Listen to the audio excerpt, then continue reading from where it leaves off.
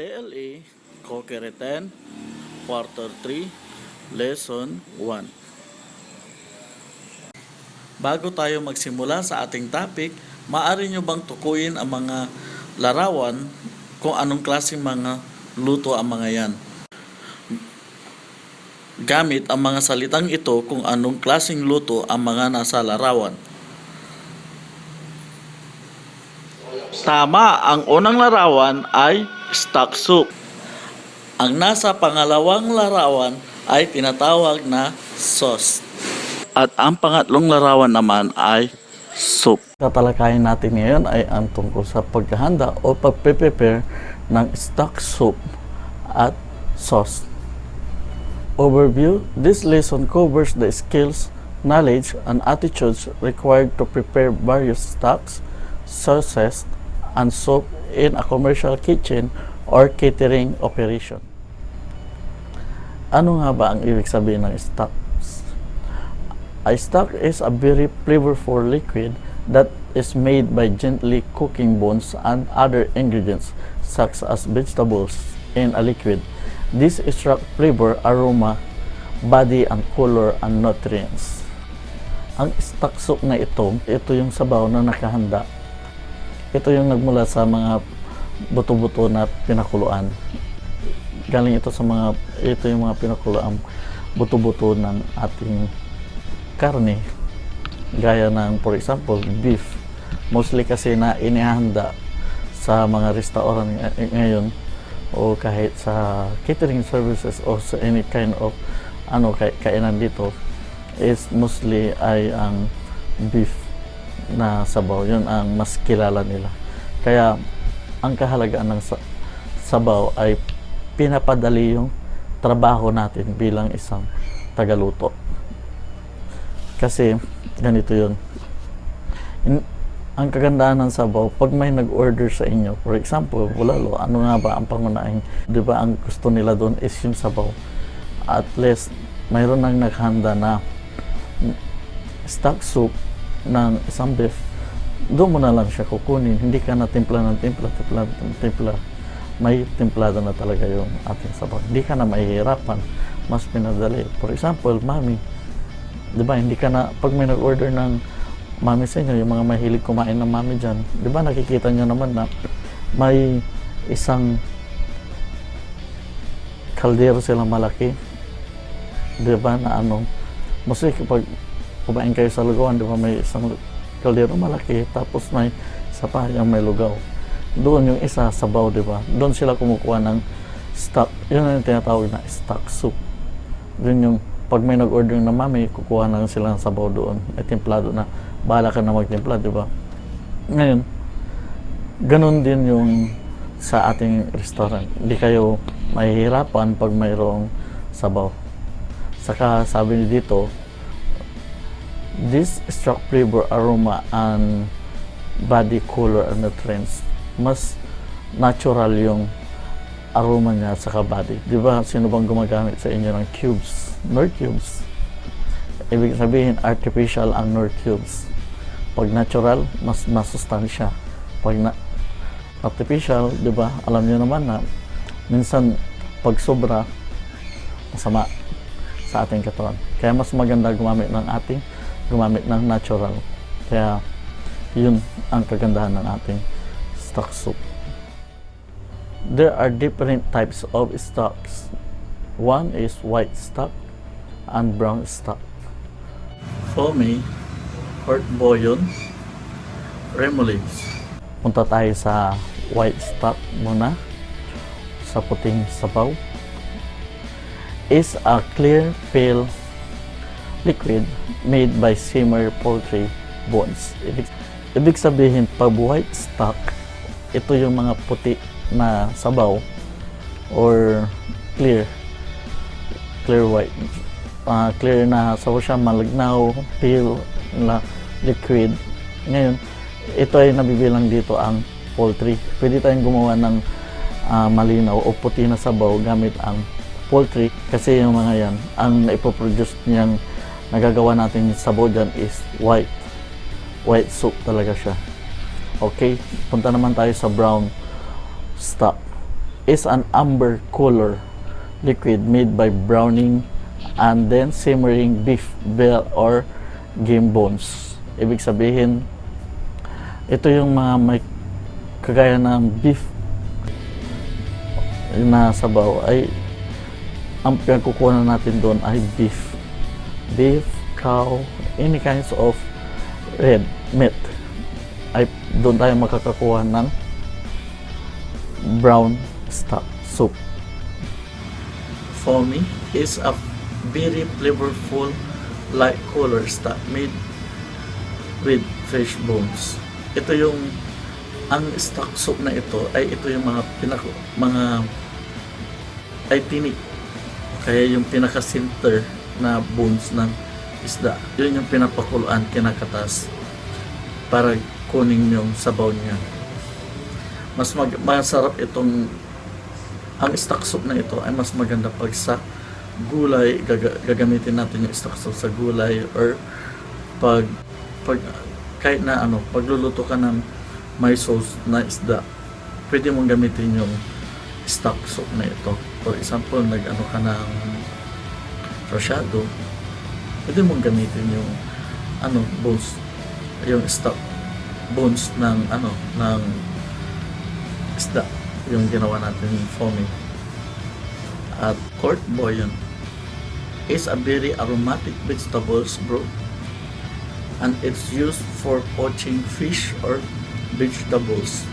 For example, ang court bouillon ay sabaw na yari mula sa pinakuloang gulay, iba-ibang klase ng gulay. Punta naman tayo sa remoulade.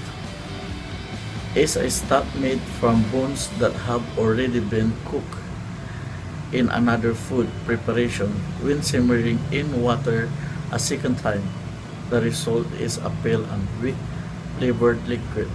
Remoulade is ito yung sabaw na bones na pinakula natin, second na sabaw na makukuha o makakatas natin doon.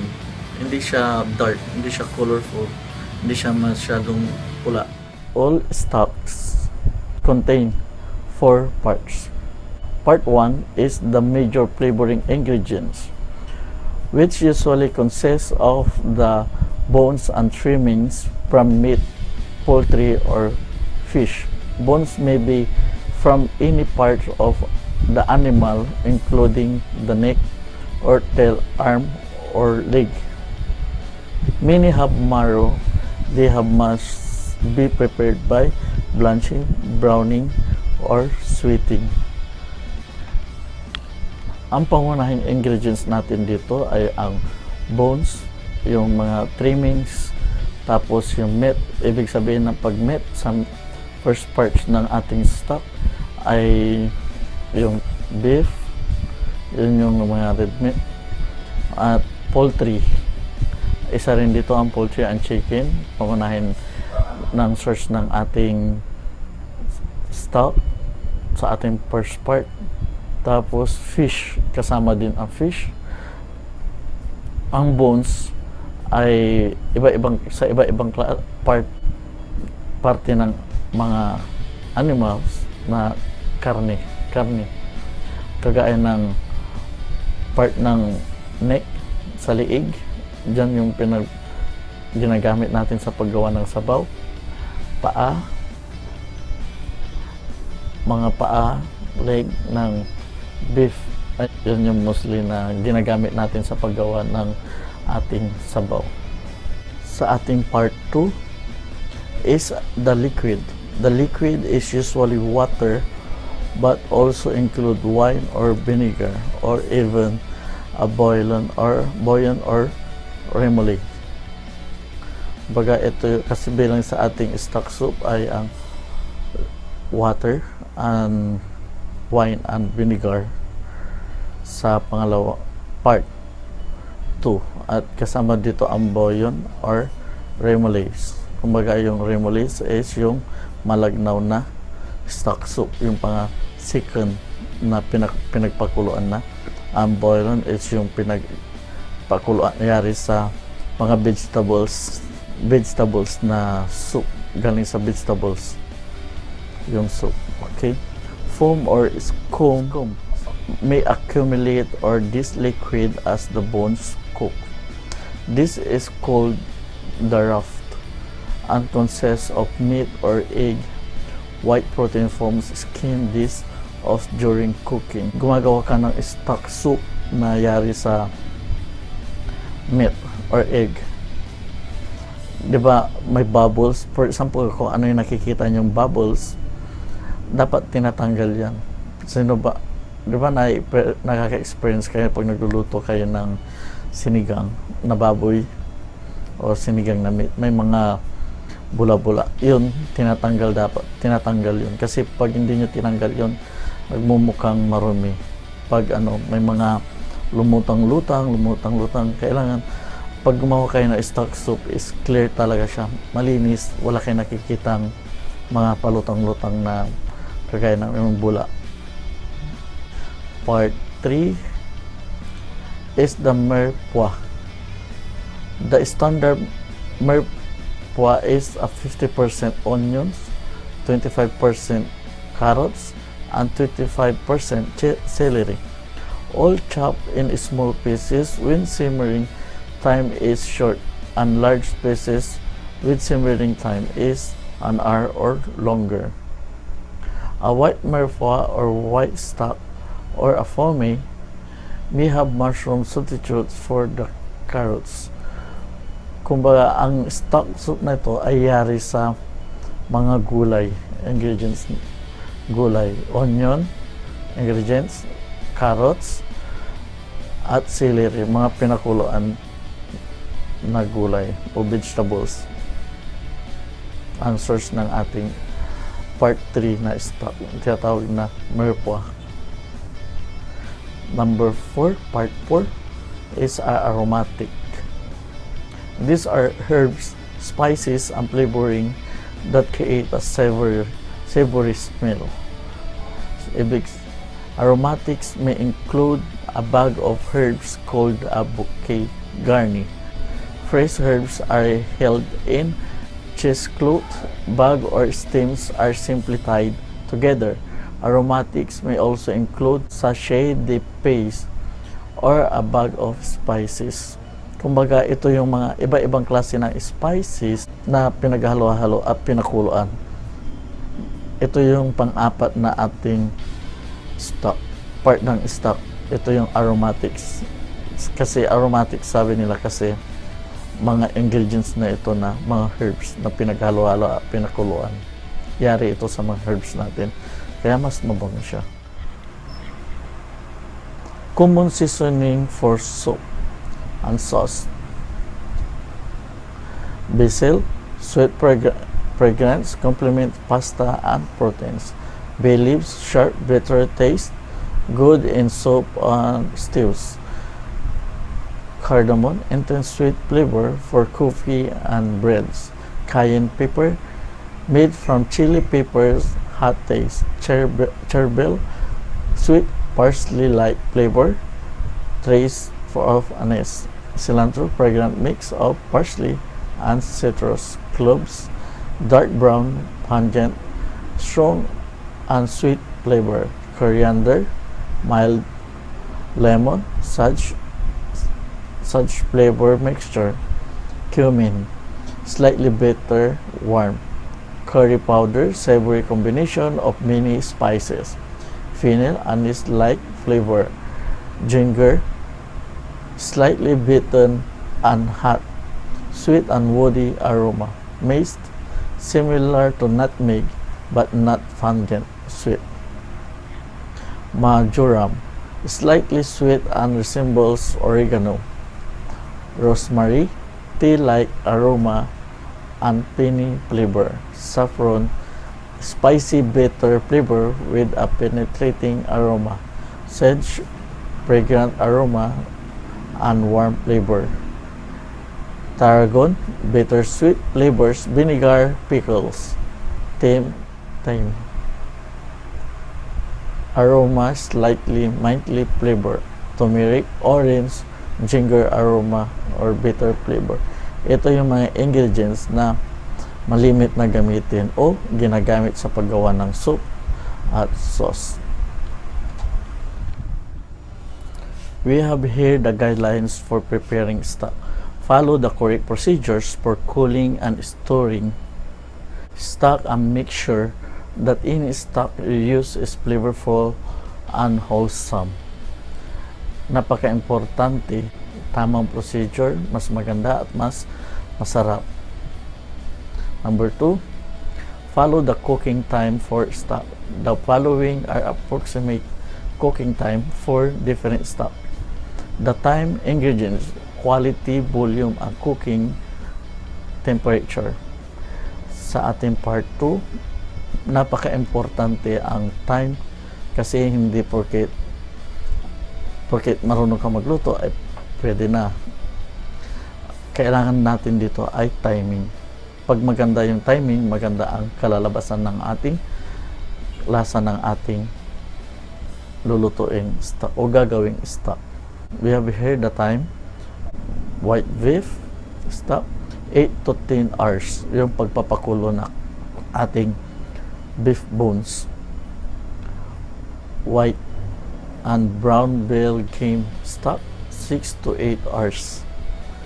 White poultry and game bird stocks 3 to 4 hours.